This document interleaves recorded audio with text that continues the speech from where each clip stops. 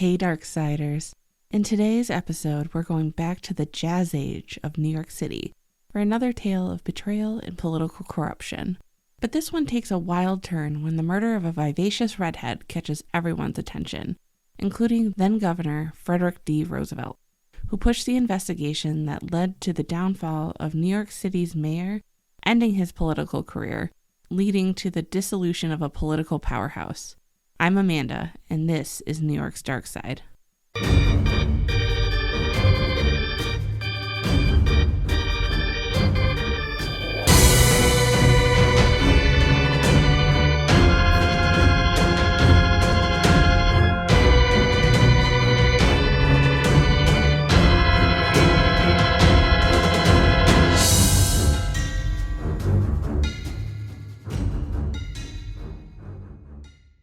Is daylight savings time kicking anyone else's ass?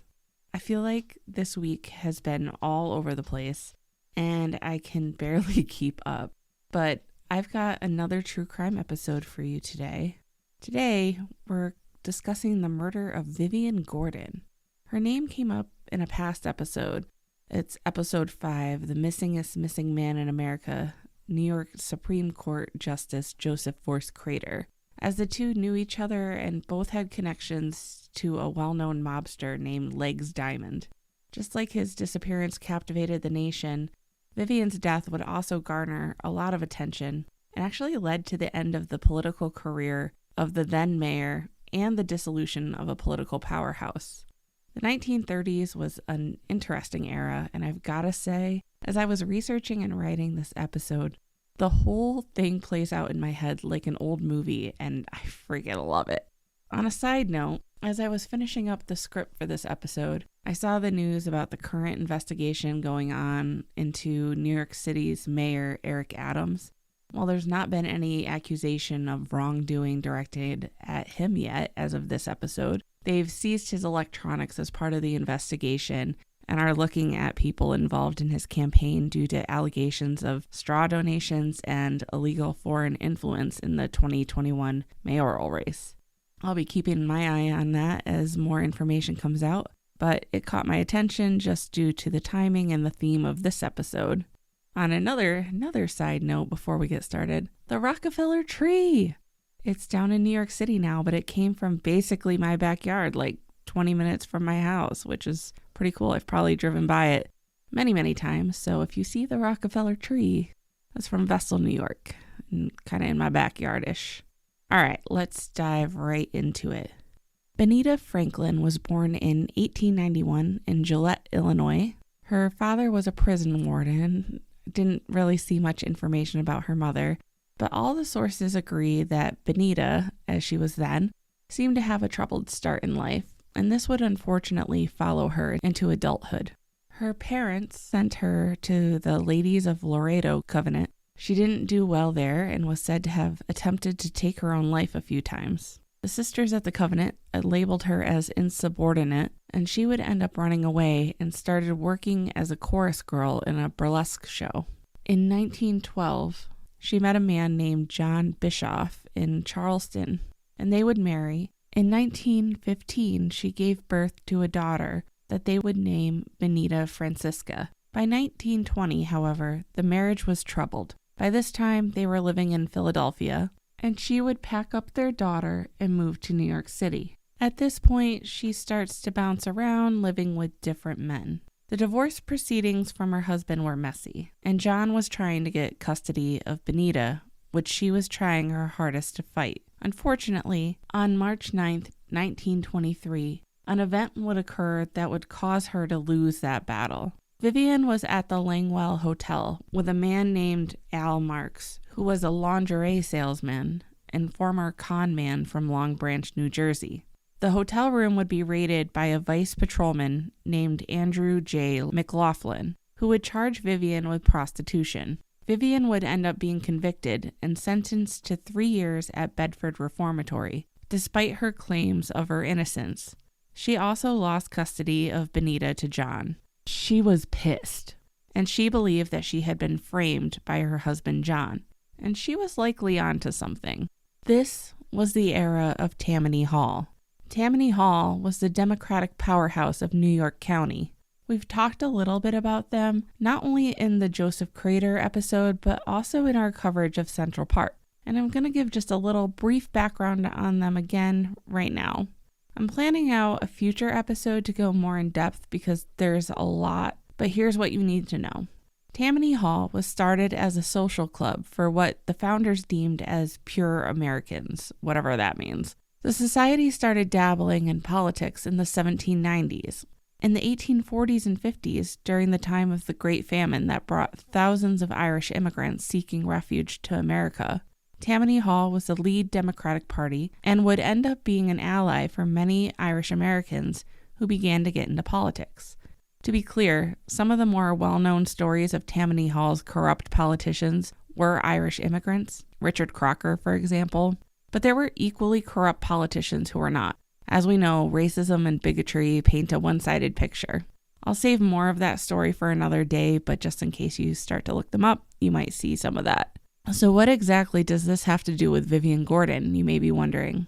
Well, more than you would think. While it's not clear exactly when Benita started going by Vivian Gordon, it seems like that happened sometime after getting out of Bedford Reformatory.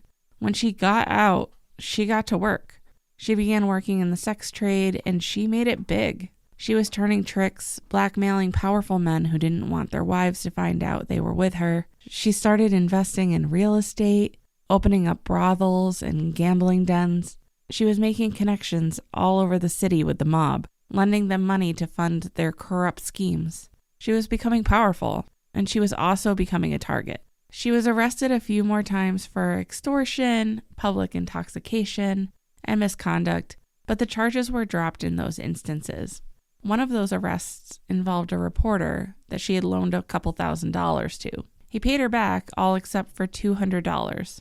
Vivian threatened him, telling him if she didn't receive the rest of the money, she was going to turn him in for a Mann Act violation, basically driving her as a sex worker over state lines. He turned this around on her, though, and set her up, scheduling a meeting at a hotel to give her the rest of the money, where police were lying in wait. They arrested her as soon as he handed it over.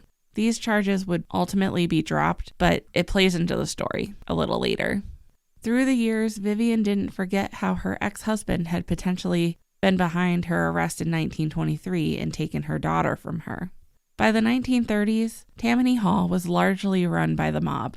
There were rumors that appointed positions were just being handed out to friends of those in power, giving them access to bribes and potential illegal property transactions, as well as the ability to move forward with their personal vested interests rather than working for the people. Due to these rumors, New York's Governor Franklin D. Roosevelt would launch an investigation into the potential corruption of the city's government. The New York State Legislature would form a joint legislative committee headed by Samuel Hofstadter, which became known as the Hofstadter Committee. They elected an anti-Tammany Democratic judge named Samuel Seabury to be the legal counsel of the committee. They got to work in 1930, starting to vet out some of these rumors. Vivian became aware of the Seabury investigation, and she decided that this might be her opportunity to get revenge for the wrong that had been done to her and help get custody of her daughter back. She decided that she would testify to the Seabury Commission about her arrest. What's important to note here that Vivian was not the only woman who had been arrested for prostitution at this time.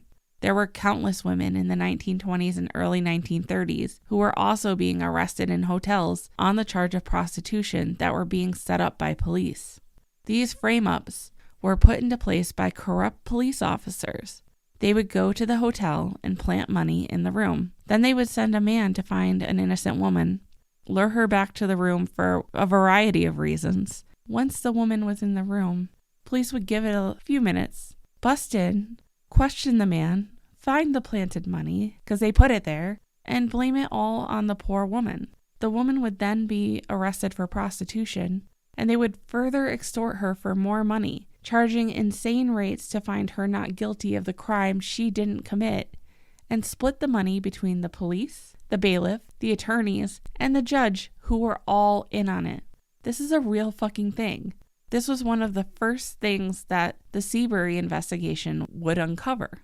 Seabury would later write, quote, "It is impossible to estimate how many honest women in this city have been gouged under threat of arrest or conviction of a crime which they were totally innocent, but enough testimony has been given on this subject to indicate that the business of framing honest women was well established and lucrative," end quote. Vivian wanted to be one of the women to testify and bring this operation down, but she made a fatal error. In January of 1931, Vivian wrote to John Bischoff, her ex-husband, and to Vice Patrolman McLaughlin, who had been the one to arrest her, to tell them that she was planning to go to Seabury and testify against them. Never do that. Never let them know what the plan is.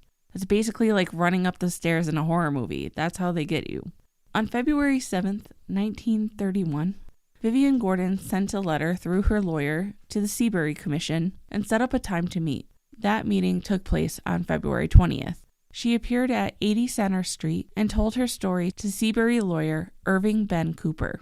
She told Cooper that she had been living at the Langwell Hotel and had asked another resident of the hotel, Al Marks, to hold her mail for her. When she went to pick it up from him, she was met by a man claiming to be his roommate, who took her to the hotel room and then ended up busting her for prostitution. That was Vice Patrolman McLaughlin. She left that meeting promising to try to find some corroborating evidence to help bring them down. Unfortunately, she would not get that chance. 5 days later, on February 25th, Vivian left her apartment at 156 East 37th Street in Manhattan around 11 p.m. The gorgeous redhead was wearing a black velvet dress with lace trim, white gloves, an ankle-length mink coat, a $2,500 diamond ring, a platinum watch, and carrying her purse. I don't think I mentioned how freaking beautiful she was. I have posted some pictures on the website and on social media of her.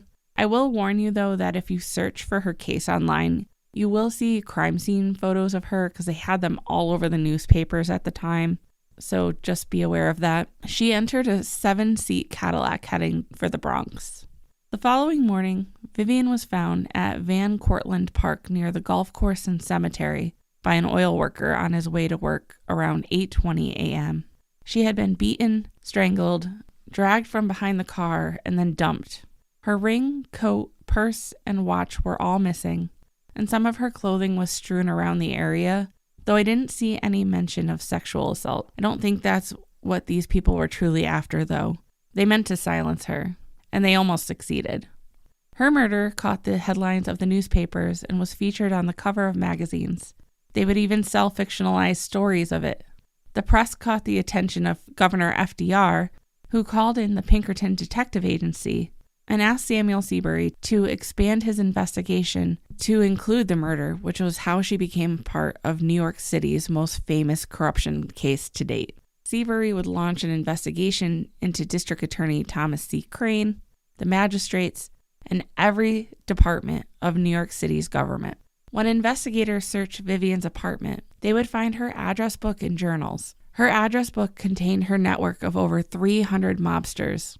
She also mentioned in her journal that she had feared for the last few years that she was going to be murdered.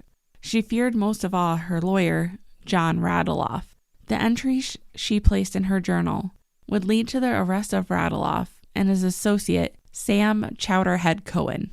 She had put in her journal that on February 23rd, she had been notified by someone, she doesn't name who, that a hit had been placed on her. And this wasn't the first time this had been done by Radeloff. He was trying to hire Chowderhead to take her out. She wrote that she had thousands of dollars tied up in Radeloff's office and that he wasn't always the most forthcoming with giving her access to her own money when she needed it, even to seek things like medical care. It was also clear in the journals that their relationship was more than just that of attorney-client. Vivian was his mistress, and she had recently confronted him in front of his wife, leading to an argument between the two, where Radeloff told her that he was going to get his spare clothes out of her apartment in case she got herself killed, so they wouldn't look at him as a culprit in it. Even though they had arrested the pair, they continued to investigate and pulled in John Bischoff and Andrew McLaughlin for questioning. McLaughlin was on a cruise to Bermuda at the time of Vivian's murder, so this apparently ruled him out. John Bischoff was working in Virginia now as a business manager for a federal reformatory, so this ruled him out. Police turned their attention away from the members of law enforcement as being potentially involved. This is infuriating, considering they already knew that there was corruption in the police department. Just because McLaughlin wasn't around doesn't mean he wasn't involved. Sadly, on March 4th, Vivian's daughter, now 16-year-old Benita, would end up taking her own life, which further fueled the cries of the public for justice for Vivian. While they didn't have any evidence that Officer McLaughlin was involved in Vivian Gordon's murder, they did find something on him. On March 13th, investigators of the Seabury Commission found that there had been a deposit of $38,500 into his bank account. This was strange because, as a vice patrolman, his salary was only $3,000 a year. He was questioned on the nature of the funds, which he declined to give any information on, citing his constitutional rights, and claimed that Samuel Seabury was exceeding the boundaries of his investigation, which he wasn't because FDR had asked him to look into this. During his hearing, McLaughlin would state that he had made as many as 1,200 arrests in his 10-year career working as a vice officer. He would testify to spending his time roaming up and down Broadway, working through his lunch breaks, working on his own to arrest women. Unfortunately, they never found the source of where he had gotten all that money, and he was quickly released without charges in the frame-up of Vivian Gordon. So he got away with that too. Samuel Seabury would also interrogate the magistrate who presided over Vivian Gordon's case, H. Stanley Renaud. While mysteriously, at this point, the transcripts from Vivian's 1923 trial had been destroyed, they had pulled together a table of evidence showing that defendants in his court who proclaimed to be innocent would receive much worse sentences than those who pled guilty. When questioned about Vivian's case and why she received 3 years at Bedford Reformatory as a first-time offender for an offense that normally wouldn't receive a prison sentence, Renaud would tell Seabury that Bedford was a wonderful school and that anyone who went there should be glad to go, successfully evading the question. He would eventually admit, though, that in his courtroom, people did not receive justice. The investigation would also uncover many other police officers with large amounts of money and savings despite their wage, loans made to fake relatives, and rigged bidding systems. They found many network connections to mobsters and political party leaders. During the investigation, Judge Samuel Seabury, a few members of his staff, and a couple of witnesses in the Seabury Commission, as well as Irving Ben Cooper, the attorney that Vivian had met with before her untimely death, started to receive letters threatening their lives from an anonymous letter writer that signed them as Dr. X. They never did find out who sent these letters, but they continued to work the case. Due to the findings of the investigation so far, the City Affairs Committee started to call for the removal of New York City's mayor from office on March 18th. Jimmy Walker, then mayor, was currently vacationing in California at the time. We'll get to him in a little bit. Meanwhile, investigators in the Vivian Gordon case continued to work the Radeloff lead, and they would find out some more information in that direction. Remember that reporter that had set up Vivian a few years back, leading to an arrest for her? That reporter was Joseph Radeloff, the first cousin of Vivian's lawyer, John Radeloff. Vivian had given testimony to a grand jury against him regarding the money that he owed her. In addition to that previous $2,000 loan, he had also swindled her out of over $50,000. There was also a friend of her attorney that she had given a loan of a significant amount to that was coming due in April. Was this a potential motive? While they thought it was a possibility, they didn't have enough evidence to bring John Radeloff to trial. They would piece together from Vivian's journal entries, though, that Vivian had advanced funds to a Bronx racketeer named Harry Steen for a scheme in Oslo, Norway. As they started to look deeper into Harry Steen, more evidence started to be uncovered that made him a viable suspect. When they did a background check on him, they found that he had previously been arrested for an attempted strangulation. They would also receive an anonymous tip that he had been seen with Vivian's missing coat and ring that had been taken from her body on the day she was murdered. They set up tails on him and some other names that had come up in their search. Samuel Greenberg had traveled with Harry Steen to Oslo, Norway after receiving the loan from Vivian, and another man named Harry Harvey, who Harry Steen had been contacting from payphones during the time they were tailing him, which doesn't at all seem suspicious, right? They ended up putting a wiretap on Harry Harvey's phone and intercepted a call from Steen to Harvey telling him that he had some money for him and set up a meeting. Police jumped at this point to arrest Steen after he handed over the money to Harvey. Harvey and Greenberg were both questioned at this point, but they didn't have anything to hold them with, so they had to let them go. But they would continue to tail them to see if they slipped.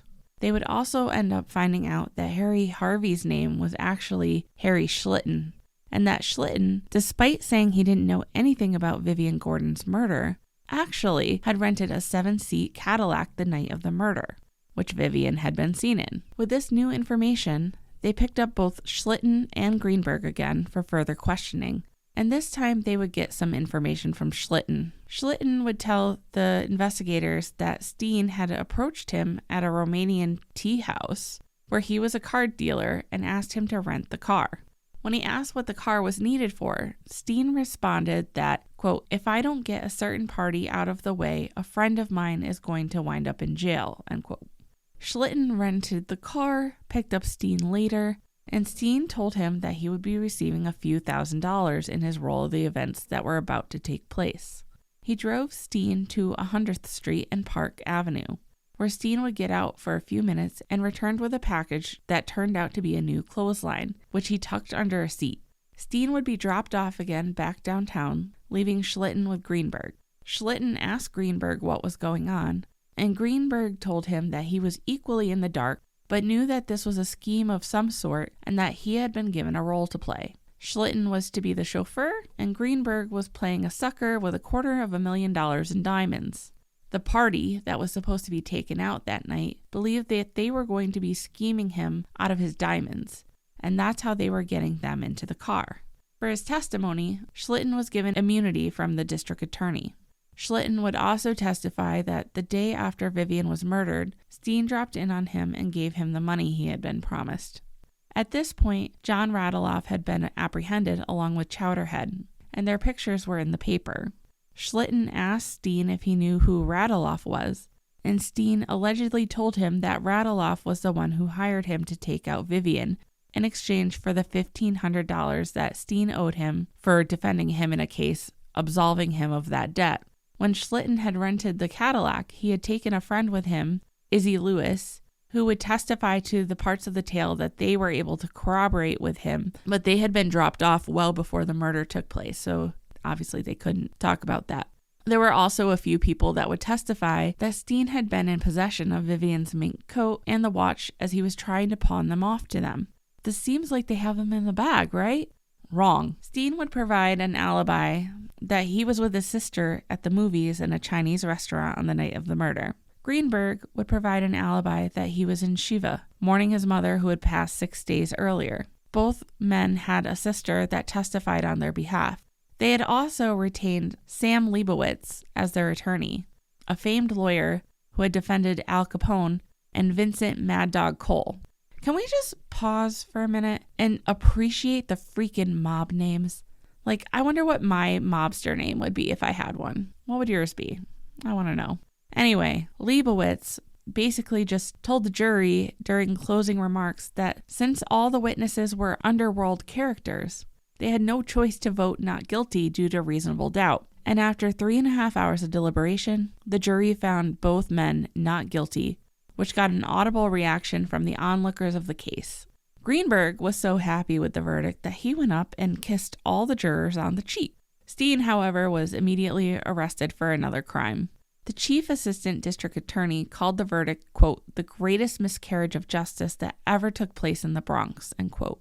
Since both men were exonerated, the investigators didn't go after John Radeloff, and to this day there's been no justice for Vivian, which is so fucking tragic.